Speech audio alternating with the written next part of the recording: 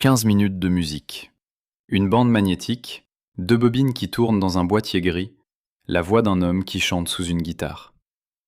Et quelque part, très loin de la chambre où l'on écoute, des hommes en costume sombre se redressent sur leurs chaises, changent de couleur, prononcent un nom à mi-voix. Voilà ce que raconte une histoire. Voilà ce qu'elle prétend du moins. Car il faut le dire dès maintenant, avant d'aller plus loin, rien de tout cela n'est attesté. Aucun document d'archives, aucune note officielle, aucun enregistrement, aucune coupure de presse ne vient confirmer qu'un homme du nom d'Alexeï Smirnov ait jamais existé, ni qu'une chanson intitulée Le dernier réverbère ait jamais été interprétée dans une chambre d'étudiants moscovites au mois de septembre 1968. L'histoire que vous allez entendre est une légende. Elle circule depuis des années, principalement sur des forums, dans des blogs, sur des sites consacrés aux bardes soviétiques, reprise ici et là, enrichie à chaque récit, déformée à chaque bouche. Et pourtant elle sonne juste. Elle sonne si juste qu'on finit par se demander si le fait qu'elle soit invérifiable n'est pas justement la meilleure preuve qu'elle aurait pu être vraie. C'est précisément cette question qui va nous occuper. Non pas qu'est-ce qui s'est passé, mais pourquoi cette histoire existe-t-elle, pourquoi circule-t-elle, pourquoi résonne-t-elle si fort dans la mémoire d'un pays qui l'a produite. Nous allons enquêter sur la légende elle-même, suivre le fil qu'elle nous tend, et le confronter à ce que l'on sait réellement de l'époque qu'elle prétend décrire. Car le décor, lui, est parfaitement documenté. Et c'est là que l'histoire prend tout son poids. Reprenons depuis le début. Selon le récit, ce soir-là, on parle du mois de septembre 1968, quelques semaines après l'invasion de la Tchécoslovaquie, une fête d'anniversaire réunit une vingtaine, peut-être une trentaine de personnes dans une chambre du dortoir de l'Institut physico-technique de Moscou. On boit du thé dans des verres à facettes, on fume des cigarettes au filtre jauni, on rit un peu fort pour chasser l'angoisse. Et un homme se lève, prend une guitare, s'assoit sur une chaise. Il chante. 4 couplets, un refrain. Une mélodie simple, presque naïve, des mots que tout le monde comprend. Puis il repose la guitare, remercie, refuse de chanter à nouveau. Les invités applaudissent, décontenancés. L'histoire ne dit pas pourquoi il refuse. Peut-être parce qu'il sait, déjà, ce qu'il vient de faire. Car au même moment, dans un coin de la pièce, un camarade discret note les paroles sur un petit carnet. Le récit va plus loin. Il affirme qu'un informateur, dissimulé sous un manteau, a enregistré la chanson sur un magnétophone caché contre sa poitrine. Toujours selon le récit, la bande se retrouve le lendemain matin dans les archives du comité de sécurité d'État, puis sur un bureau, dans une chemise rouge. Et la machine se met en branle. Soyons honnêtes, aucune archive consultable ne confirme l'existence de cette chemise rouge, ni du magnétophone caché, ni même du chanteur. Le récit lui-même, quand on l'examine de près, finit par l'admettre. Le nom de Smirnov était orthographié de manière différente dans les notes du KGB, disent ceux qui racontent, comme si l'orthographe même du nom avait été rendue instable par le secret. L'homme était physicien, chercheur, croit-on savoir. Il aurait travaillé dans un institut de recherche moscovite. Dans une autre version, il enseignait. Dans une troisième, il était étudiant. Le flou grandit à mesure qu'on s'approche du personnage. Et pourtant, le récit s'accroche à des détails précis, concrets, presque photographiques. La chanson, elle, est décrite avec une minutie remarquable. 4 couplets, un refrain. Le premier couplet parle d'orchestres jouant leur musique sur du ciment et des eaux, de fanfares officielles dont les notes couvrent le bruit des bottes et des tanks. Le second évoque un employé communal, un homme simple qui balaie les rues, que le chanteur appelle l'ange, parce qu'il voit tout, sait tout et se tait. Le troisième met en scène un camarade grimpant à une échelle de plus en plus haut, s'éloignant toujours davantage du sol, jusqu'à ne plus voir ceux d'en bas. Le refrain, enfin, pose la question qui donne son titre à la chanson. À qui donc brille la lumière derrière la fenêtre? Pour qui donc reste allumé ce dernier réverbère, quand tout le reste est plongé dans le noir? Ce refrain, selon la légende, fut considéré par les analystes du KGB comme une formulation à peine déguisée de l'accusation fondamentale contre le régime. La lumière est pour un seul, l'obscurité pour tous les autres. Le dernier réverbère devient ainsi le dernier vestige d'espoir, la dernière promesse non tenue d'un socialisme qui se voulait éclairé. Voilà pour la chanson, voilà pour la soirée. Mais ce qui rend cette histoire particulièrement glaçante, ce n'est pas la fête elle-même, c'est ce qui vient après. Toujours selon le récit, une semaine plus tard, une réunion du Komsomol est convoquée dans l'institut. Smirnov est convoqué devant ses camarades. On lui reproche ses idées, on lui intime de se rétracter publiquement, on lui fait comprendre qu'en cas de refus, il sera exclu, radié, rendu invisible. Il refuse. Quelques jours plus tard, il est conduit place de la Loubianka, dans ce bâtiment que tout moscovite savait reconnaître sans avoir besoin de son adresse. On le fait asseoir dans un bureau lambrissé, on pose devant lui un magnétophone, on déroule la bande. On lui demande de commenter chaque vers. On lui parle de l'article 70 du Code pénal de la RSFS de Russie, celui qui punit l'agitation et la propagande anti-soviétique. On lui propose de signer un papier dans lequel il reconnaît ses erreurs. Il refuse. À ce stade de la légende, le récit atteint son premier sommet. Car voici ce qui, selon ses conteurs, aurait transformé une affaire locale en légende nationale. La bande magnétique n'a pas disparu. Quelqu'un, un ami, un collègue, on ne sait pas exactement, aurait recopié la chanson sur sa propre cassette. De copie en copie, de magnétophone en magnétophone, la chanson se serait mise à voyager. Le système qui pouvait faire taire un homme ne savait pas faire taire une bande. Et c'est précisément ce point, l'irritation d'une administration toute puissante confrontée à un objet qu'elle ne sait ni saisir ni détruire, qui va servir de moteur à toute la suite. Mais avant de raconter cette suite, il faut marquer une pause. Car on ne peut pas bâtir une enquête sur du sable. Et tout ce qui vient d'être dit repose sur des témoignages oraux, des notes fragmentaires, des récits publiés sur Internet au cours des 2 dernières décennies, où le nom de Smirnov apparaît puis disparaît, où la date change, où la ville change, où le nombre de couplets passe de 4 à 5, puis à 6. Le récit ne tient que parce que ceux qui le racontent y croient, ou veulent y croire. Et c'est précisément cette foi qui mérite d'être interrogée. Car le pays dans lequel cette histoire est censée s'être déroulée, lui, ne fait aucun doute. La fin des années 60 en Union soviétique est une période que les historiens ont documentée avec une précision implacable. Léonid Brejnev, l'homme aux lunettes et aux sourcils broussailleux, dirige le pays depuis 1964. L'époque porte un nom, la stagnation. Les parades s'enchaînent, les tribunes se remplissent, les kolkhozes publient leurs plans, les journaux affichent en première page le portrait souriant du secrétaire général. Officiellement, tout va bien. Dans les faits, le système fonctionne à 2 vitesses. D'un côté, les magasins spéciaux, les dachas, les voitures personnelles, les meilleurs médecins pour les dirigeants. De l'autre, les files d'attente, le déficit, les restrictions pour le reste de la population. La censure, elle, ne se contente plus de surveiller les livres et les films. Elle s'étend aux ondes, aux disques, aux chansons. C'est dans ce pays verrouillé qu'apparaît au tournant des années 60 une figure nouvelle, le barde. Un poète avec une guitare. Un homme qui compose ses propres textes, les chante dans des cuisines, dans des chambres d'étudiants, parfois dans des stades entiers quand la fortune sourit. Les plus célèbres d'entre eux, et c'est ici que l'histoire devient vérifiable, s'appellent Alexandre Galitch, Vladimir Vysotsky, Boula Okudjava, Yuli Kim. Ce sont des noms réels, attestés, documentés.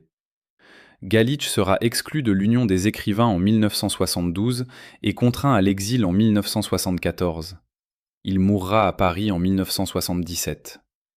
Vysotsky, lui, chantera partout, mais ne sera publié nulle part, contraint à une existence parallèle où la reconnaissance populaire n'a d'égal que l'impossibilité légale d'exister. C'est ce socle-là, réel, vérifié, solide, qui donne à la légende de Smirnov son poids. Car si l'on peut douter de l'existence précise de cet homme et de cette chanson, on ne peut pas douter du monde dans lequel il aurait vécu. Et c'est ce monde que nous allons maintenant explorer. Comment, dans un pays où tout est censuré, une chanson peut-elle naître, se répandre, survivre? Comment une bande magnétique peut-elle devenir plus dangereuse qu'un livre?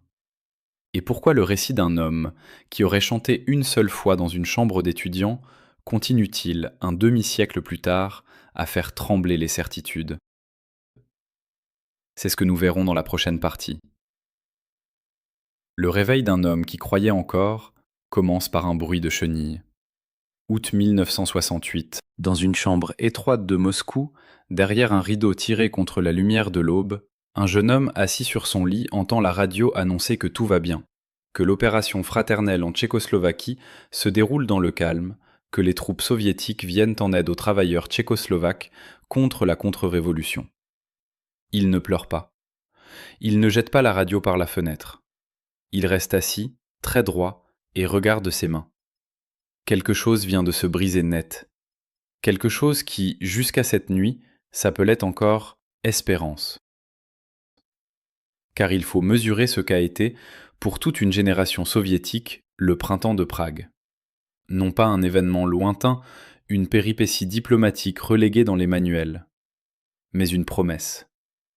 Prague, en 1968, c'était l'idée que le socialisme pouvait être autre chose, plus doux, plus humain, plus honnête, qu'on pouvait garder les hôpitaux, les écoles, les crèches, la sécurité de l'emploi et y ajouter la liberté de parler, d'écrire, de rêver. Les intellectuels tchèques, et avec eux, dans le silence de leur cuisine, des millions de leurs voisins soviétiques, formulaient ainsi une question que le Kremlin ne voulait même pas entendre. Peut-on être socialiste et libre en même temps? Le Kremlin a répondu par des tanks. Dans la nuit du 20 au 21 août, 200 000 soldats du pacte de Varsovie franchissent la frontière tchécoslovaque. Alexandre Dubček, le réformateur, est arrêté. Les radios tchèques sont brouillées, puis reprises en main. Les rédactions sont occupées. Les universités ferment. Le rêve s'achève en quelques heures, sous le bruit des bottes et des moteurs. Pour des millions de jeunes soviétiques formés à admirer le socialisme comme horizon indépassable de l'histoire, l'opération fraternelle est autre chose qu'un coup d'État lointain. C'est la démonstration, brutale, que le système dans lequel ils vivent ne tolère pas la moindre déviation. Que la douceur promise n'était qu'un slogan de plus. Que les mots humanisme et socialisme, accolés dans les manuels, ne tenaient pas une seconde face à un char. C'est dans ce climat qu'il faut situer la chanson. Selon le récit, rappelons-le, légende invérifiable, nom qui change d'archive en archive, orthographe flottante, un homme, dans la nuit qui suit l'invasion, prend une guitare. Il écrit 4 couplets, un refrain, une mélodie si simple qu'elle pourrait être fredonnée par un enfant. La simplicité, dit le récit, est précisément ce qui rend la chanson dangereuse. Elle peut passer pour une berceuse et frapper comme un coup de poing. Les mots sont des images. Les images sont des accusations. Et le système, lui, sait lire les images mieux que quiconque. Car la machine soviétique ne fonctionne pas à l'aveugle. Elle dispose, en 1968, de tout un appareillage de surveillance intellectuelle. Sur la place de la Loubianka, dans ce vaste immeuble que les moscovites appelaient simplement la Loubianka, le comité de sécurité d'État possède des services spécialisés dans l'analyse idéologique. Quand une chanson circule, quand des exemplaires sont signalés, quand un institut signale qu'un de ses chercheurs a chanté quelque chose d'inhabituel, ce ne sont pas des miliciens en uniforme qui interviennent. Ce sont des analystes, souvent d'anciens philologues reconvertis, parfois d'anciens poètes eux-mêmes, qui savent retourner un vers comme on retourne un gant. Leur travail consiste à reconstituer le sens caché, à mesurer le degré de dangerosité, à rédiger des notes internes à l'attention de la hiérarchie. Et selon le récit, c'est précisément ce qui se serait passé pour la chanson du dernier réverbère. Toujours selon le récit, et il faut le redire ici avec force, car toute cette partie repose sur une tradition orale qui n'a jamais été confrontée à un document d'archives, une note de plusieurs dizaines de pages aurait été rédigée, Finlayhao par image, vers par vers. L'orchestre jouant sa musique sur du ciment et sur des os, clair, aurait écrit l'analyste. Critique directe de la propagande d'État. L'employé communal transformé en ange qui balaie la ville, tentative, aurait-on conclu, de dresser le peuple simple contre le pouvoir, de réveiller la conscience populaire. Le camarade grimpant à une échelle de plus en plus haute, s'éloignant du sol, insulte caractérisée envers la direction du parti. Et le refrain, la lumière pour un seul, l'obscurité pour tous les autres, synthèse des tendances défaitistes, formulation à peine voilée d'un appel à l'opposition. La note, toujours selon le récit, serait remontée jusqu'au bureau du président du KGB, Youri Vladimirovitch Andropov. Un homme mince, froid, méthodique, dont la carrière tout entière fut construite sur la conviction que la stabilité du système se jouait dans les livres, les films, les chansons, autant que dans les missiles. Sous sa direction, le KGB devient en 1967, puis en 1968, l'instrument d'une vigilance accrue envers tout ce qui ressemble à une voix dissidente. Et la chanson du dernier Robert aurait été classée dans cette logique comme nécessitant une neutralisation immédiate. Mais il y a dans le récit un épisode qui dépasse l'analyse, une humiliation. Toujours selon les conteurs, Léonid Brejnev lui-même aurait entendu parler de la chanson. Et l'image du camarade à l'échelle, grimpant toujours plus haut vers le sommet, vers les portraits, vers les tribunes, vers la coupole du Kremlin, aurait été perçue comme une insulte personnelle. Dans une société où le dirigeant n'est jamais seulement un homme mais un emblème, où son image est partout, où sa voix est la voix même de l'État, l'insulte privée devient outrage public. Le visage du secrétaire général, disent les versions qui circulent, se serait fermé. Un ordre aurait été donné, rechercher l'auteur, saisir la bande, identifier les diffuseurs. Que cet épisode soit rigoureusement exact, ou qu'il soit amplifié par la légende, importe moins que ce qu'il révèle du système. Car la machine soviétique de la fin des années 60 ne fonctionne pas seulement par la peur diffuse, elle fonctionne aussi par la colère précise, l'amour-propre blessé, l'incapacité à tolérer le moindre ricanement. Un homme peut être arrêté pour ce qu'il a écrit. Un homme peut aussi être brisé pour ce que d'autres ont cru lire dans ce qu'il a écrit. La nuance n'a aucune importance. Ce qui compte, c'est le résultat. Le chanteur disparaît. Les copies sont traquées. Les noms s'inscrivent sur des listes. Et c'est là que le récit bascule du singulier au pluriel. Car l'affaire Smirnov, si affaire il y a eu, ne serait pas restée isolée. Selon les versions qui circulent, elle aurait servi de déclencheur à une vague de vérification dans les instituts de recherche, les universités, les dortoirs. Les magnétophones sont fouillés, les disques sont saisis. Des étudiants sont convoqués, interrogés, sommés de donner des noms. Ceux qui refusent sont exclus. Ceux qui parlent obtiennent un sursis, parfois un emploi dans une ville de province, à condition de ne plus jamais reprendre une guitare. La machine n'a pas besoin de faire beaucoup de bruit pour être efficace. Elle a besoin de produire quelques exemples, soigneusement médiatisés dans les cercles qu'ils concernent, et le reste de la population s'autodiscipline. C'est dans ce climat qu'il faut relire la suite des événements concernant les figures réelles.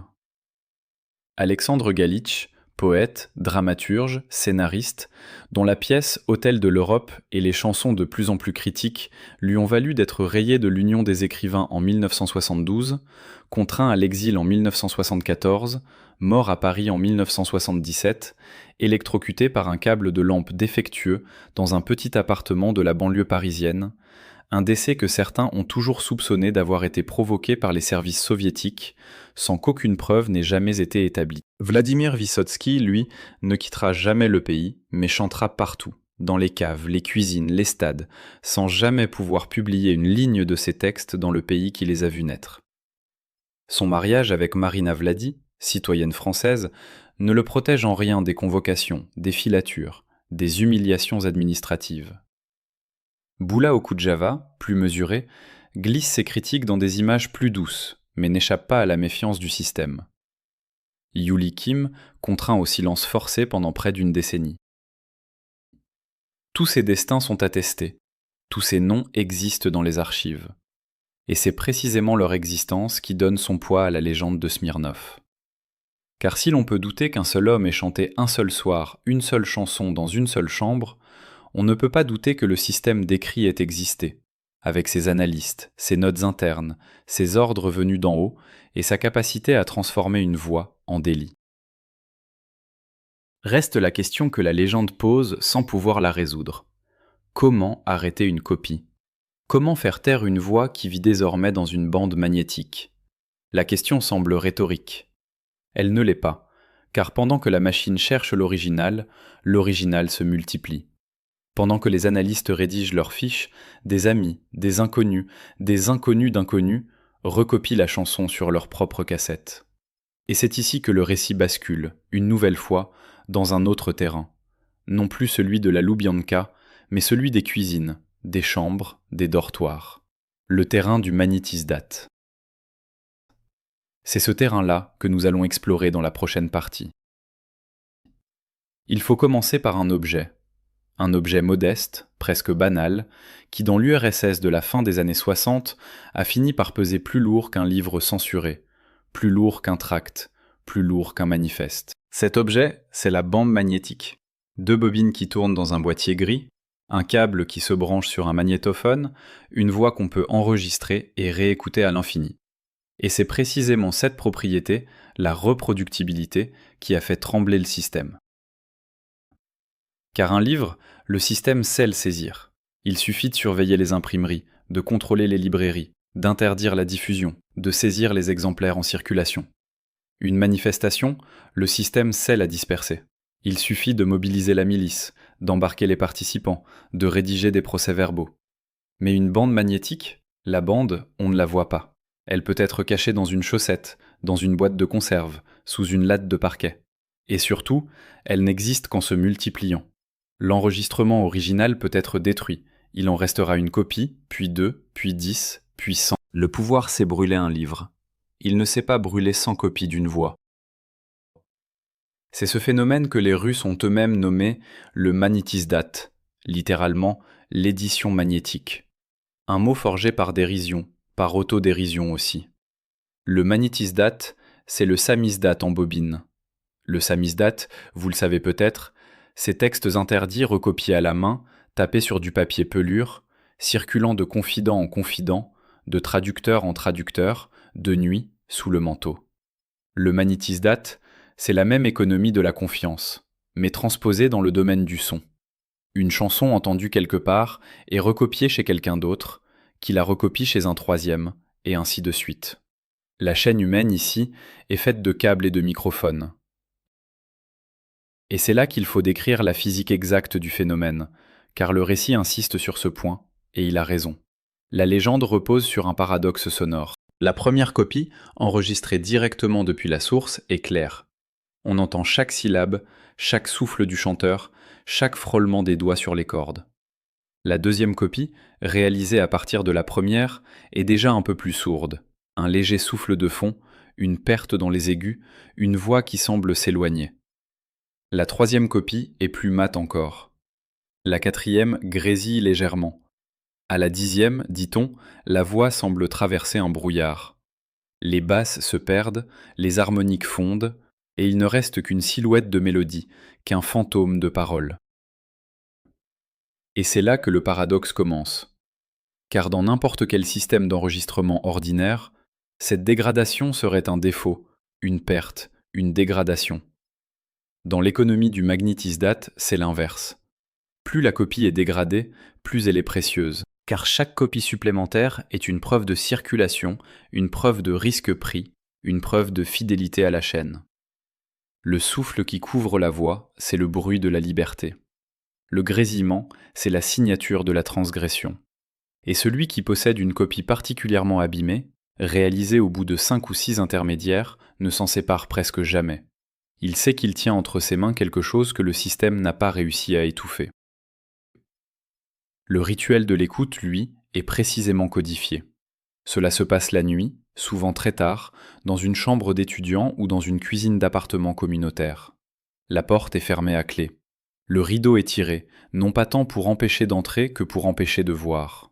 Le magnétophone est posé au centre de la table ou sur le lit, parfois sur le rebord de la fenêtre. Les personnes présentes, 4, 5, parfois plus, ne se regardent pas. Elles écoutent, les yeux fermés, immobiles, dans une sorte de recueillement qui n'a rien de religieux, mais qui en tient lieu. Personne ne parle pendant que la bande défile. Personne ne commente. La chanson terminée, on reste silencieux un moment. Puis on rembobine. puis on écoute à nouveau. Parfois on chante ensemble, à mi-voix, les yeux toujours fermés. Ce rituel, selon ceux qui l'ont pratiqué et qui en parlent après coup, n'a rien d'une posture. C'est une manière de reconstituer, pour quelques minutes, une communauté de la confiance. Dans un monde où chaque camarade peut être un indicateur, où chaque voisin peut rapporter, où chaque collègue peut noter, le simple fait de se retrouver à plusieurs dans une pièce fermée pour écouter la même voix constitue déjà un acte politique. La confiance n'est plus un sentiment diffus, elle est un protocole. Et la chanson partagée devient la preuve tangible que la confiance a existé. Car le système, lui, ne reste pas inerte. Il sait que la chaîne existe, il sait que les bandes passent de main en main, et il tente, par tous les moyens, de briser la chaîne. Non pas en s'attaquant aux bandes elles-mêmes, tâche impossible comme on l'a vu, mais en s'attaquant aux personnes. Périodiquement, des groupes opérationnels débarquent dans les dortoirs, dans les appartements, parfois même sur les lieux de travail. Ils saisissent ce qu'ils trouvent, des disques, des cassettes, parfois de simples bobines vierges qui auraient pu servir à enregistrer. Ils convoquent les occupants, ils dressent des procès-verbaux, ils exigent des noms. Qui vous a donné cette bande ? D'autres personnes possèdent-elles des enregistrements interdits ? Où se trouve la source ? Ceux qui refusent de répondre sont sanctionnés. Blâme, convocation au Komsomol, exclusion de l'institut, mutation disciplinaire sur un poste moins prestigieux. Ceux qui parlent obtiennent un répit, parfois un emploi reculé, parfois une simple promesse qu'on ne les embêtera plus. Le chantage n'est pas frontal, il est insinué. Vous comprenez, dit l'officier en boutonnant sa veste, que cette chanson a été classée comme tendancieuse. Vous comprenez que la possession de cet enregistrement peut être qualifiée d'agitation. Vous comprenez qu'il serait regrettable que votre parcours universitaire soit compromis pour une simple imprudence. Et le jeune homme, ou la jeune femme, qui jusque-là pensait que sa chambre était un refuge, comprend que le refuge n'existe pas. Que la cuisine, la chambrée, le coin de la table où l'on écoute la bande sont déjà une frontière que le système peut traverser. Et pourtant la bande continue. Elle continue parce que le magnétisdate ne fonctionne pas comme une diffusion, mais comme une rumeur. Une rumeur ne s'arrête pas en arrêtant 10 personnes. Une rumeur se transforme, elle s'enrichit, se déforme, s'augmente de détails nouveaux. Et c'est ici que la chanson du dernier réverbère, selon le récit, commence à devenir légende. Car avec le temps, le texte se dédouble. Ceux qui n'ont jamais entendu l'original, ou qui ne l'ont entendu qu'à travers une copie très abîmée, affirment que la chanson contenait un message codé. Certains parlent d'un acrostiche dissimulé dans les syllabes accentuées, d'un nom caché qui révélerait l'identité du chanteur, ou la localisation de l'enregistrement original. D'autres affirment que la chanson prédisait l'avenir, qu'elle annonçait la chute du système, qu'elle contenait en germe tout ce qui adviendra dans les 20 années suivantes. D'autres encore ajoutent un épisode que rien n'atteste. Brejnev, dit-on, aurait personnellement écouté la chanson, aurait reconnu dans l'image du camarade à l'échelle une caricature insupportable, aurait ordonné qu'on retrouve l'auteur et la bande originale, et que cet ordre aurait précipité la vague de répression contre l'intelligentsia de la fin des années 60. Que ces récits soient véridiques ou amplifiés, peu importe ici. Ce qui compte, c'est qu'ils témoignent d'un phénomène bien documenté par les historiens. La machine soviétique, à la fin des années 60, a réellement intensifié sa pression sur les milieux intellectuels et artistiques.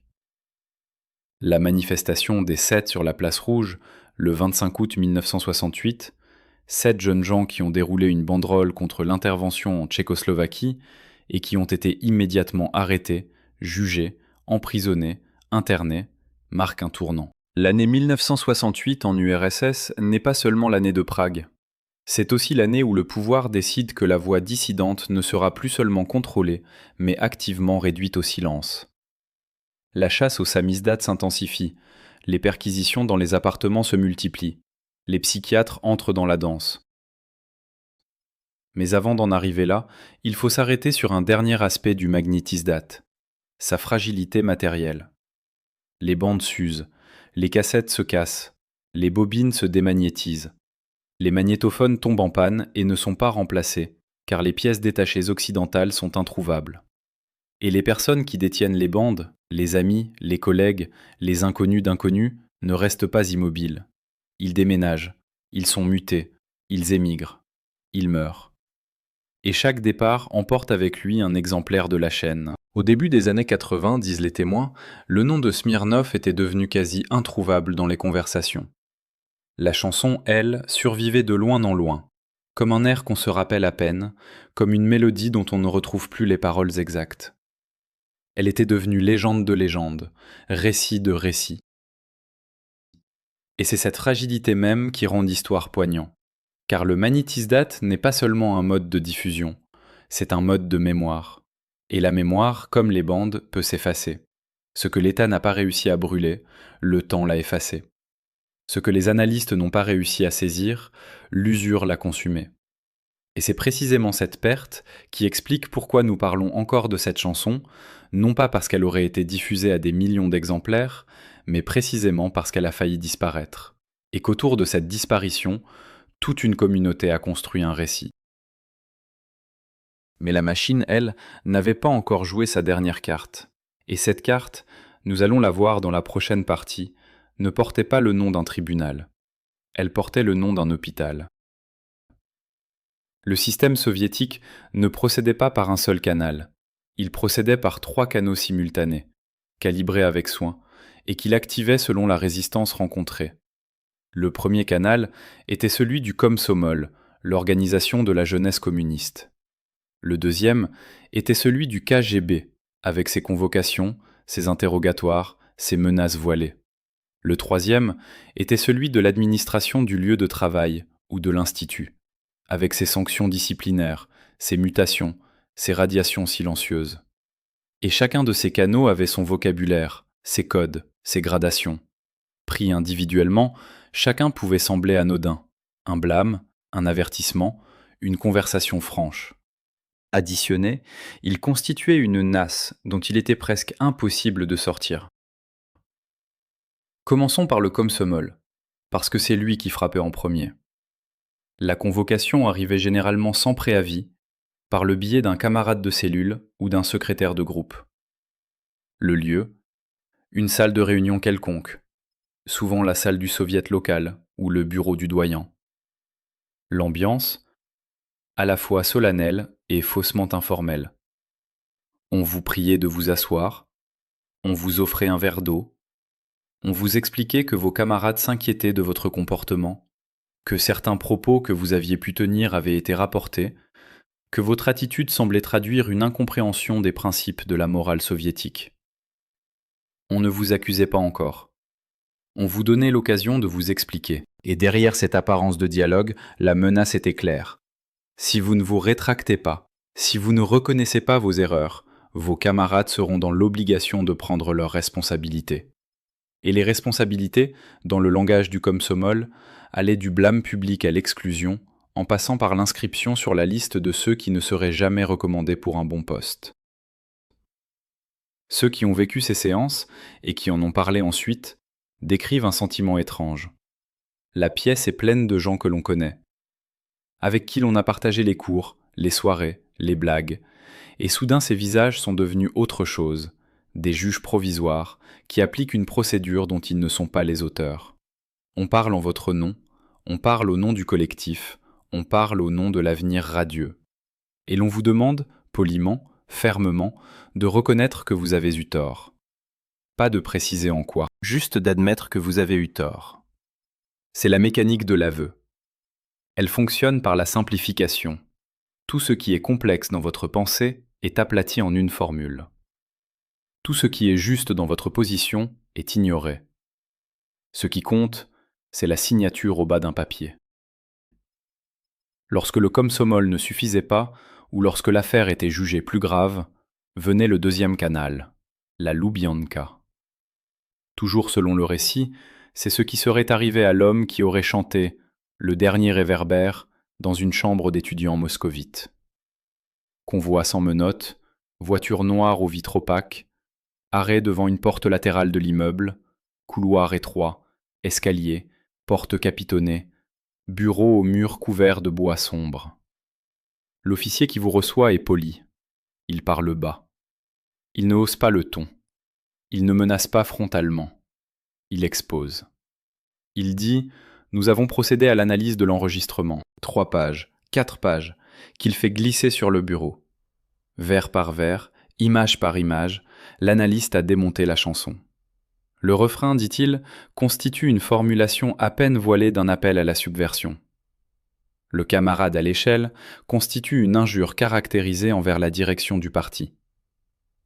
L'employé communal, métamorphosé en ange, constitue une tentative d'incitation à la haine de classe. Et il récite, presque mot pour mot, la note qui serait remontée, selon le récit, jusqu'à Youri Andropov lui-même. La chanson représente un appel masqué à l'opposition active à l'ordre politique existant. L'auteur utilise un langage symbolique afin d'éviter l'accusation directe de propagande anti-soviétique, mais le sens reste évident pour la partie éduquée de la jeunesse. Il est nécessaire de procéder sans délai à l'interdiction de la diffusion de ce matériel. Cette note, telle que la rapportent les versions qui circulent, ne constitue pas un document d'archives prouvé. Elle appartient au récit. Mais elle n'est pas invraisemblable. Le style, le vocabulaire, la construction argumentative, tout cela ressemble à des centaines de notes internes que les historiens ont effectivement exhumées depuis la chute de l'URSS. Et c'est précisément cette vraisemblance qui rend la légende puissante. Elle n'invente pas le ton, elle imite le ton. L'officier ensuite parle de l'article 70 du Code pénal de la RSFS de Russie, celui qui punit l'agitation et la propagande anti-soviétique. Celui qui, depuis l'époque khrouchtchevienne, a remplacé une partie des mesures purement administratives par la menace pénale. L'article prévoit plusieurs années de camp, avec ou sans relégation. Pour une chanson de 4 couplets, disent les versions, une telle qualification serait disproportionnée. Mais l'officier ne prononce pas le mot disproportion. Il parle de gravité, il parle de précédent, il parle de jurisprudence. Et il tend, sur le bureau, une feuille blanche et un stylo. Signez, dit-il. Reconnaissez vos erreurs. Acceptez de cesser toute activité de cette nature et l'on vous laissera tranquille. Car l'État, voyez-vous, ne cherche pas à briser les gens. Il cherche à les convaincre de revenir dans le rang. C'est ici, toujours selon le récit, que l'homme aurait refusé, pas en criant, pas en dénonçant, simplement en déclarant qu'il ne signerait pas un document dont il ne partageait pas le contenu. L'officier aurait noté la réponse, aurait haussé les épaules avec un demi-sourire, aurait raccompagné le visiteur jusqu'à la porte. Pas de menottes, pas de cellule. Juste une conversation polie, à l'issue de laquelle le visiteur se retrouvait dans la rue, libre, mais marqué. Libre, mais marqué. Car le troisième canal, celui de l'administration, entrait immédiatement en action. Le lendemain, ou le surlendemain, un coup de téléphone du doyen, une convocation dans le bureau du directeur, une lettre recommandée, qui informait l'intéressé que son contrat n'était pas renouvelé, ou que sa thèse n'était pas soutenue, ou que son affectation était transférée, pour raisons disciplinaires, vers une ville de province. Formellement, la décision ne mentionnait jamais la chanson. Elle parlait de manquements répétés aux obligations professionnelles, ou d'insuffisance dans le travail, ou de réorganisation interne. Le motif réel, lui, n'était jamais écrit. Il circulait seulement de bouche à oreille, dans les couloirs de l'Institut, sous la forme d'un haussement de sourcils, d'un silence appuyé, d'une invitation qui ne venait plus. C'est ce troisième canal qui était le plus redoutable, parce qu'il ne laissait pas de traces. L'arrestation, le procès, le camp, tout cela produisait des documents. Des dates, des lieux, des noms. Quelqu'un, quelque part, pouvait retrouver la trace. Mais la radiation silencieuse d'un homme d'un institut, d'un bureau, d'un cercle, ne laissait rien. Ou si peu. Une note au bas d'un dossier, une mention dans un registre. Et c'est précisément ce que le système maîtrisait le mieux, l'art de l'effacement. C'est ici que les destins vérifiables prennent le relais de la légende. Alexandre Galitch, dans les années 70, vit ce canal fonctionner contre lui avec une précision clinique. Après avoir composé des chansons de plus en plus critiques, dont le cycle dit « De l'époque », il est exclu de l'Union des écrivains en 1972. La scène se passe à Moscou, dans les locaux de l'Union. Les collègues, ceux-là même qui l'avaient applaudi quelques années plus tôt, votent son exclusion. Pas tous, mais suffisamment. Et cette exclusion, formellement administrative, signifie concrètement qu'aucune maison d'édition, aucune maison de disques, aucun théâtre, aucun journal ne pourra plus publier son nom. Galitch devient invisible. Il donne encore des concerts dans des appartements, mais chaque concert est un risque. Pour lui et pour ceux qui l'écoutent. En 1973, sa pièce La contre-manifestation est montée clandestinement à Moscou dans un appartement. Le texte est diffusé en samizdat. Le KGB le sait. Et à l'été 1974, alors qu'il prépare un voyage officiel en France avec une délégation des cinéastes, on lui retire son visa à la dernière minute. Le voyage est annulé. Et quelques semaines plus tard, après une série de tracasseries, l'autorisation de quitter le territoire lui est finalement accordée. Il part. Il s'installe à Oslo, puis à Paris. Il écrit encore. Il compose encore. Il vit dans un petit appartement de la banlieue parisienne avec sa femme et son fils. Et le 22 décembre 1977, peu avant midi, il est retrouvé mort, électrocuté par un câble de lampe défectueux. La justice française classe l'affaire en accident. 40 ans plus tard, en 2017, un document tiré des archives de la Stasi est-il rendu public, suggérant que les services est-allemands avaient été contactés par leurs homologues soviétiques pour organiser un incident à l'étranger. La piste n'est pas close. Elle ne sera peut-être jamais close. Vladimir Vysotsky, lui, ne quittera jamais le territoire, mais il vivra, jusqu'à sa mort en juillet 1980, dans une situation juridique absurde. Connu de millions de personnes, célébré dans les stades, adulé par une génération entière, et simultanément sans existence officielle. Aucun de ces textes ne peut être imprimé dans le pays où il est le plus populaire. Ces disques, quand ils existent, sont des éditions pirates, des enregistrements de spectacles captés au magnétophone, des compilations de contrebande. La police le convoque, la milice le convoque, le KGB le convoque. Il se marie avec Marina Vladi, actrice française, ce qui ne le protège en rien et aggrave même parfois les choses. On lui reproche d'entretenir des contacts avec l'étranger. Il tourne des films, officiellement, son métier principal est le théâtre et le cinéma, et dans les films, il apparaît comme acteur, jamais comme chanteur. Il chante quand même, dans des cuisines, dans des caves, dans des stades. Et le système ne peut pas tout à fait l'atteindre, parce que sa voix est devenue trop grande pour être réduite au silence. À côté de Galitch et de Vysotsky, d'autres noms existent, moins connus du grand public, mais également attestés. Boula Okudjava, dont les chansons disent tout sans jamais nommer, glisse ses critiques dans des images plus douces, qui passent souvent les mailles du filet. Yuli Kim, contraint au silence forcé pendant près d'une décennie. Ses voix, ses poésies, ses mélodies simples forment ce que l'on a pu appeler la conscience d'une génération. Et la manière dont le système les a traitées, non pas en les supprimant toutes, ce qui aurait été impossible, mais en multipliant les obstacles, les menaces, les sanctions, les convocations, nous montre exactement comment la machine fonctionnait. Le troisième canal, celui de l'administration, agissait en parallèle. Celui qui avait chanté une fois dans une chambre et qui avait refusé de signer voyait son nom inscrit sur des listes. Les listes noires, dit-on, circulaient sous le manteau entre les secrétaires de parti des différents instituts. Un nom figurait sur la liste, et peu importait que la liste fût officielle ou officieuse, le résultat était le même. Aucun institut n'embauchait le chanteur. Aucun laboratoire ne l'invitait en stage. Aucun directeur de thèse ne répondait à ses lettres. Pas de manière visible, pas de manière qu'on puisse attaquer en justice.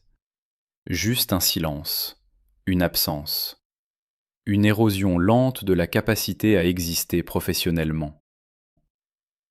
C'est cette érosion qui préparait le terrain du dernier acte, car le système, quand il avait usé les 3 canaux sans résultat, disposait encore d'un recours. Ce recours ne s'appelait pas Sibérie, il ne s'appelait pas procès, il s'appelait sobrement traitement. Et c'est ce recours-là que nous allons examiner dans la prochaine partie. Le pouvoir soviétique, quand il avait épuisé les 3 canaux habituels, le Komsomol, le KGB, l'administration, sans briser la résistance d'un homme, disposait d'un dernier recours. Un recours qui ne laissait presque aucune trace. Un recours qui ne produisait ni procès-verbal d'arrestation, ni acte d'accusation, ni jugement. Un recours qui, au regard du droit formel, n'existait pas. On ne pouvait pas attaquer en justice une décision médicale. Ce recours, c'était la psychiatrie. Il faut ici marquer un temps d'arrêt, car le phénomène dépasse de loin le cas d'un chanteur dont l'existence même est contestée. La psychiatrie punitive, en URSS, est une pratique documentée, attestée par des centaines de témoignages, par des rapports d'organisations internationales, par les archives partiellement ouvertes depuis la chute de l'Union. Des dissidents de premier plan, Vladimir Bukovski, Natalia Gorbanevskaya, Léonid Pliouch, pour ne citer que les plus connus, ont décrit dans leur mémoire le mécanisme avec une précision clinique. Et c'est cette précision qui va nous servir de cadre pour comprendre ce qui, selon le récit, serait arrivé à l'homme de la chanson. Le mécanisme est le suivant. Un homme est repéré par les services. Il a fait preuve d'une activité jugée nuisible. Mais son cas est embarrassant. Il n'a tué personne, il n'a volé rien, il n'a été pris ni en flagrant délit d'agitation publique, ni en état de fabrication de tracts. Tout ce qu'on lui reproche tient dans des mots, dans une chanson, dans une attitude. Le système hésite. Ouvrir un procès pour l'article 70, c'est prendre le risque de donner à cet homme une tribune, de transformer son procès en procès du système, d'attirer l'attention internationale, surtout après les accords d'Helsinki de 1975, qui ont fait de la défense des droits de l'homme un sujet de discussion entre les blocs. La voie la plus sûre alors, c'est de faire rédiger par des psychiatres un certificat qui déclare l'intéressé atteint de troubles mentaux incompatibles avec la responsabilité pénale. Et une fois ce certificat obtenu, le sort de l'homme ne relève plus de la justice, mais de la médecine. L'institution qui jouait ce rôle, à Moscou, c'était l'Institut Serbski, l'Institut de psychiatrie médico-légale Sergueïski, du nom du psychiatre russe Vladimir Sergueïski. Officiellement, il s'agissait d'un établissement scientifique de haut niveau, chargé d'expertiser les accusés pour déterminer s'ils étaient responsables de leurs actes. En pratique, ces commissions d'experts étaient composées de médecins qui savaient, avant de commencer l'examen, quel diagnostic ils devaient produire. Les dissidents qui y furent soumis ont décrit des séances d'évaluation kafkaïennes.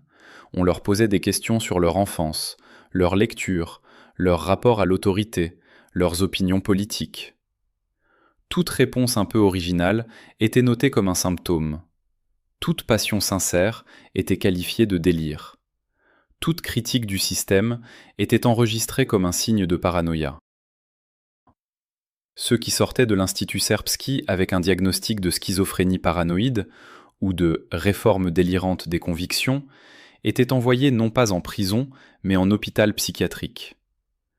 Et dans ces hôpitaux, le traitement appliqué n'avait souvent que peu à voir avec la psychiatrie.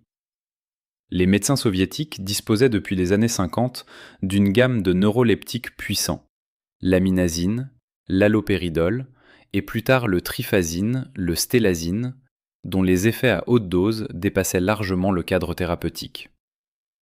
Administrés de manière systématique à des personnes qui n'étaient pas malades, ces produits produisaient un abrutissement général, une indifférence affective, une incapacité durable à se concentrer, à parler, à écrire. Le but n'était pas de soigner une pathologie.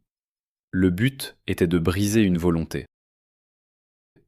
Et c'est ici, selon le récit, que la trajectoire de l'homme de la chanson aurait rejoint celle de tous ces dissidents dont l'histoire est attestée. Après le refus de signer, après les convocations répétées, après les sanctions administratives, une nouvelle étape aurait commencé. Une équipe médicale, mandatée par l'Institut de recherche, serait venue examiner le chercheur. L'examen aurait conclu à des troubles de la personnalité, rendant l'intéressé socialement dangereux. Et le chercheur aurait été hospitalisé, de manière soi-disant volontaire, La formule administrative permettait au patient de consentir à son propre enfermement, ce qui rendait juridiquement intenable toute contestation ultérieure. Dans le récit, on parle d'un internement qui aurait duré plusieurs mois. On évoque des neuroleptiques administrés par injection, à dose forte, plusieurs fois par jour. On décrit un homme qui sort de l'hôpital transformé, aphone, incapable de composer, incapable de jouer, incapable même de tenir une guitare sans trembler. Ce qui n'était pas la folie, mais la volonté éteinte par la chimie. Et c'est ici que la légende prend sa dimension la plus glaçante. Car si la machine avait voulu simplement faire taire cet homme, elle aurait pu l'expédier au goulag. Elle aurait pu ouvrir un procès en bonne et due forme, sous l'article 70, avec accusation, défense, jugement. Quelque chose se serait dit, quelque part. Des traces auraient existé. Le goulag, aussi terrible soit-il, laissait des documents, des registres d'entrée, des numéros de dossier, des lettres de famille, parfois des témoignages de codétenus. Mais l'hôpital psychiatrique, lui, ne laissait presque rien. Le dossier médical, couvert par le secret professionnel, pouvait être détruit. L'entourage du patient pouvait être sommé de se taire. Et au sortir de l'hôpital, l'homme lui-même, abruti par les médicaments, ne pouvait plus rien raconter qui ait la cohérence d'un récit. C'est cette capacité d'effacement qui rendait la psychiatrie punitive si attractive pour le système. Elle ne produisait pas de martyrs parce qu'elle ne produisait pas de procès. Elle ne produisait pas de mémoire parce qu'elle ne laissait pas de voix. Elle produisait du silence. Un silence épais, lourd, presque confortable pour le pouvoir, parce qu'il ne pouvait être ni rompu, ni revendiqué. Selon les versions de la légende, l'homme de la chanson serait sorti de l'hôpital au bout de plusieurs mois, amaigri, incapable de travailler, incapable d'écrire, incapable surtout de dire ce qui s'était passé. Les versions divergent ensuite. L'une dit qu'il aurait été placé dans un emploi subalterne, loin de Moscou, dans une ville de province où personne ne connaissait son passé. Une autre dit qu'il aurait simplement cessé de fréquenter les anciens cercles. Une autre encore, plus noire, dit qu'il aurait cessé de parler, puis cessé de manger, puis cessé de vivre. La légende ne tranche pas. Elle se contente de noter que l'homme serait mort vers la fin des années 70, à environ 35 ans, et que les funérailles, s'il y en eut, furent modestes. Peu de monde, pas de discours, pas de fleurs, pas d'articles dans les journaux, juste un cercueil descendu dans une fosse et la terre recouverte. Cette description, faut-il le redire, repose entièrement sur un récit dont nous ne possédons aucune trace indépendante. Aucun médecin n'a laissé de compte-rendu, aucun codétenu de service psychiatrique n'a décrit un chanteur particulièrement amaigri à cette époque-là. Aucun document d'archives ne porte le nom de cet homme. Tout ce que nous possédons, ce sont des versions orales, transmises avec des variantes, enrichies ou appauvries au fil des décennies. La légende, ici, est plus que jamais légende. Elle est le récit que la communauté se raconte à elle-même pour nommer ce qui, par définition, ne peut pas être nommé. L'effacement silencieux d'un homme par une machine d'État. Mais ce qui rend cette légende si puissante, c'est qu'elle est comme le négatif photographique d'une réalité documentée.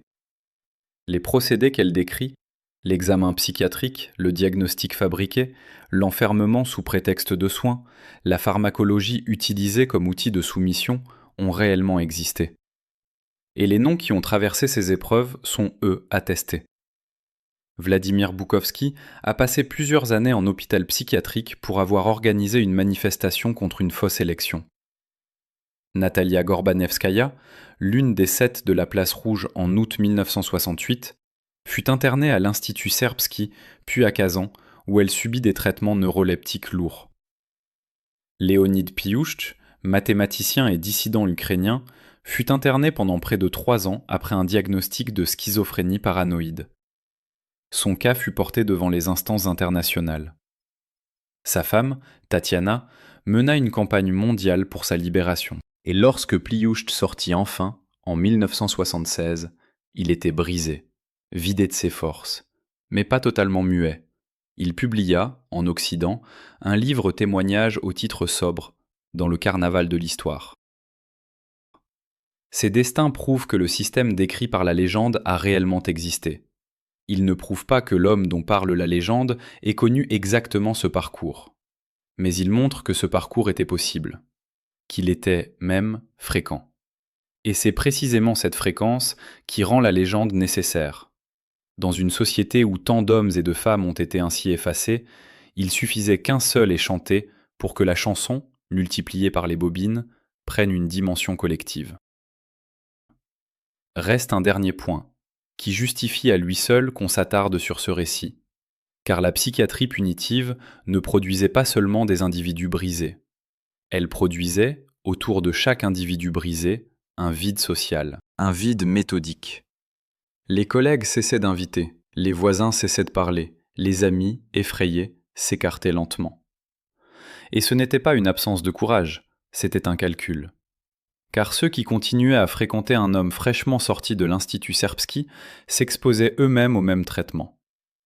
La société soviétique des années 70 avait appris à coder cette protection dans ses gestes quotidiens.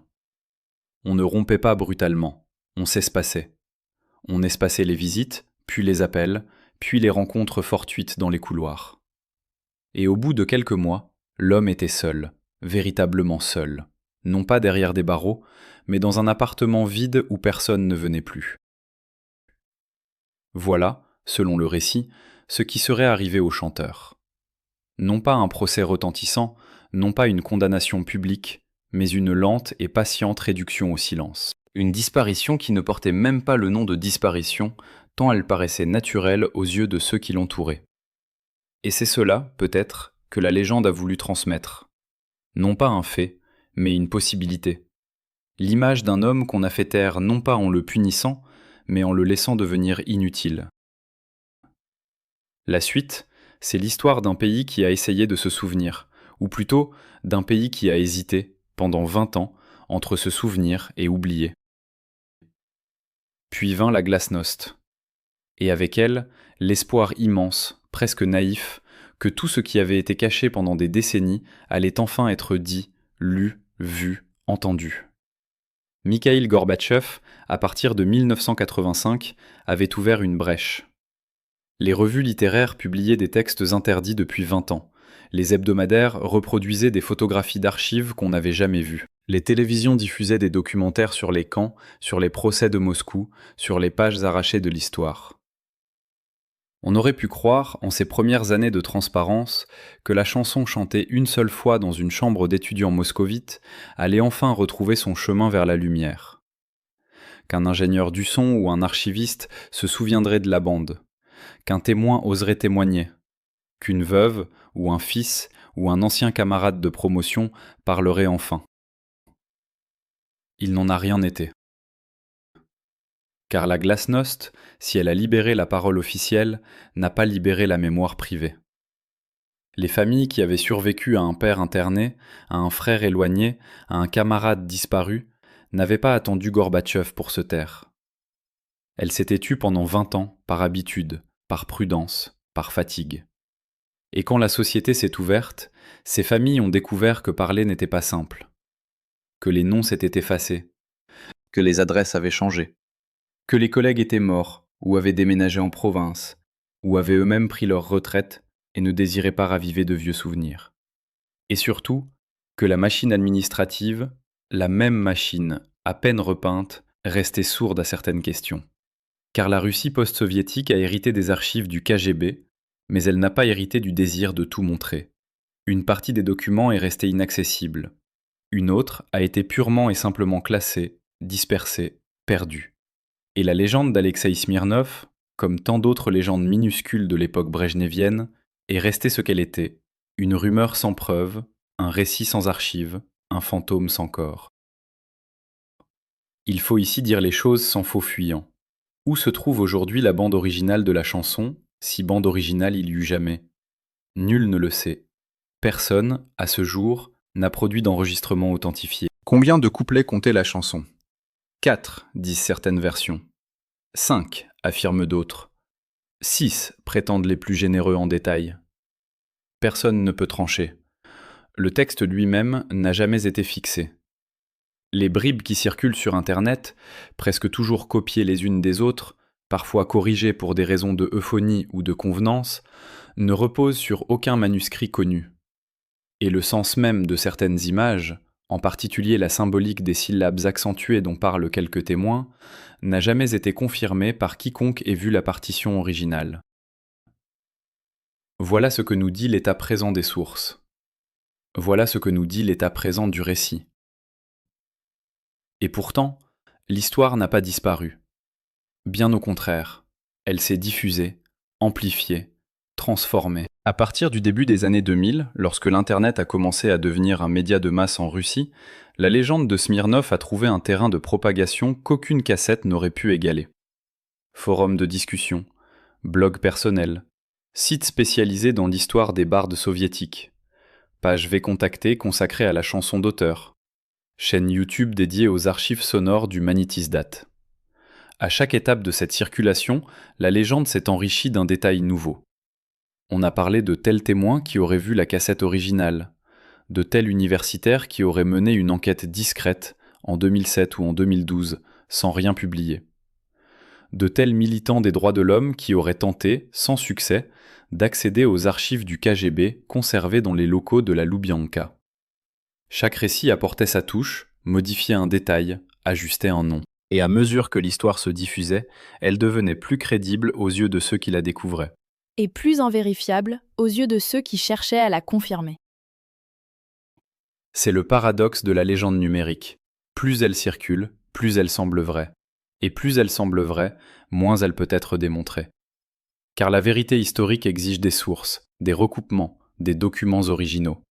Et la légende, par définition, n'en produit pas. Elle produit des versions, elle produit des commentaires, elle produit des interprétations.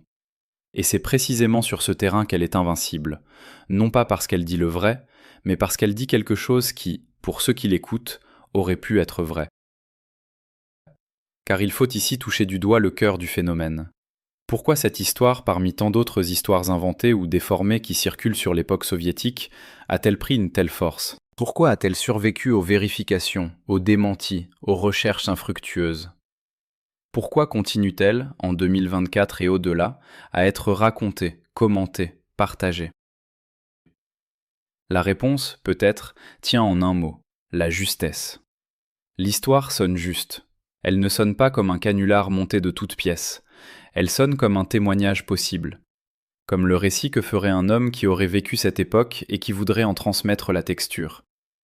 Elle contient tous les éléments qui caractérisent la fin des années 60 en URSS. La peur, la surveillance, la chanson interdite, la bande magnétique, la convocation au Komsomol, l'interrogatoire à la Loubianka, l'article 70, l'internement psychiatrique. Elle contient aussi tous les éléments qui caractérisent la mémoire de cette époque. La bande qui s'use, le nom qui s'efface, le magnétophone qu'on cache, le témoin qui n'ose plus parler. Elle est en un sens la somme exacte de tout ce que l'on sait de la période, concentrée dans une seule trajectoire humaine. Et c'est précisément cette densité qui la rend crédible. Les historiens des légendes urbaines ont un nom pour ce phénomène, le grain de vérité. Toute légende urbaine un peu consistante repose sur un noyau initial, un événement réel, un personnage ayant existé, une émotion partagée, autour duquel viennent se cristalliser des éléments venus d'autres récits. Pour la légende de Smirnov, le noyau, s'il existe, pourrait être l'un des innombrables incidents que les archives du KGB ont réellement documentés. Un chanteur interdit, une chanson saisie, un chercheur inquiété pour ses opinions. Aucun de ces incidents n'a produit, à notre connaissance, une légende aussi complète. Mais tous ensemble, ils ont fourni à l'imaginaire collectif la matière nécessaire pour construire un récit synthétique, plausible et exemplaire. Et c'est ici que la légende accomplit, malgré son invérifiabilité, une fonction essentielle. Elle donne forme à une époque. Elle permet aux jeunes Russes des années 2000, qui n'ont pas connu la stagnation, de mesurer ce que signifiait, concrètement, vivre sous un régime qui contrôlait jusqu'aux chansons. Elle leur donne un visage, même si ce visage n'a jamais existé, pour une souffrance qui, sans visage, aurait pu sembler abstraite. Et en leur donnant ce visage, elle leur donne aussi, indirectement, une leçon sur leur propre temps. Celle qui dit que la surveillance, la censure, la peur du mot juste ne sont pas des inventions du passé. Que d'autres pays, à d'autres époques, ont connu ou connaissent encore des mécanismes analogues. Et que la voix d'un seul homme, fût-elle portée par une seule cassette, peut peser plus lourd que l'appareil qui prétend la faire taire. Car c'est bien là, finalement, que réside la portée de cette histoire. Non pas dans la question de savoir si elle est vraie, mais dans la question de savoir si elle aurait pu être vraie. Et la réponse à cette deuxième question est, sans ambiguïté, oui. Oui, un chanteur pouvait être inquiété pour 4 couplets. Oui, une bande pouvait être saisie puis recopiée. Oui, le Komsomol pouvait convoquer, le KGB pouvait interroger, l'Institut Serbski pouvait diagnostiquer. Oui, un homme pouvait mourir vers 35 ans, seul, après avoir été brisé non par une balle, mais par des neuroleptiques. Tout cela est attesté par d'autres histoires, d'autres noms, d'autres archives. Et c'est cela qui donne à la légende de Smirnov son étrange force. Celle de n'être peut-être pas vrai, mais d'être, à chaque vers, à chaque image, à chaque détail, absolument possible. Ce qui ne signifie pas que nous devons cesser de chercher. Quelque part, peut-être, dans une boîte oubliée, dans un sous-sol d'institut, dans un carton d'archives non encore trié, repose une bande magnétique portant la voix d'un homme qui chantait un soir de septembre 1968. Quelque part, peut-être, un témoin oublié se souvient encore du refrain, et n'attend qu'une question pour le redire. Quelque part, peut-être, l'original d'un document, la première version d'une note, la première minute d'un interrogatoire, dort dans un fond que personne n'a encore ouvert. Si cet original existe, le retrouver modifierait notre compréhension de la légende. Il ferait basculer le récit du côté du document, de la preuve, de la vérification. Il donnerait à l'homme de la chanson un visage, un timbre, une biographie. Il comblerait enfin le vide autour duquel toute cette histoire a tourné pendant un demi-siècle. Mais si cet original n'existe pas, et il est possible qu'il n'existe pas, que la légende soit née sans noyau, ou que son noyau ait été si petit qu'il a disparu sans laisser de traces, alors l'histoire d'Alexeï Smirnov demeurera ce qu'elle est devenue, un récit transmis, enrichi, déformé, qui survit non pas parce qu'il est vrai, mais parce qu'il raconte quelque chose de vrai sur le pays qu'il a enfanté. Et c'est peut-être cela, en fin de compte, que les conteurs successifs ont voulu transmettre. Non pas un fait, mais une possibilité. La possibilité qu'un homme, quelque part, dans une chambre d'étudiant fermée à clé, avec une guitare à peine accordée et une voix pas très assurée, ait pu dire tout haut ce que des millions pensaient tout bas, et qu'à cause de cela, il ait été brisé. Et qu'à cause de cela, sa voix ait continué de courir, de copie en copie, de magnétophone en magnétophone, jusqu'à devenir ce qu'elle est aujourd'hui. Non pas un témoignage, mais un appel. Un appel, lancé depuis un passé lointain, à ne jamais cesser de parler quand il faudrait se taire. Le dernier réverbère, dit la légende, brille toujours quelque part. Et c'est à chacun de nous, qui l'avons entendu, de décider si nous voulons en devenir le gardien.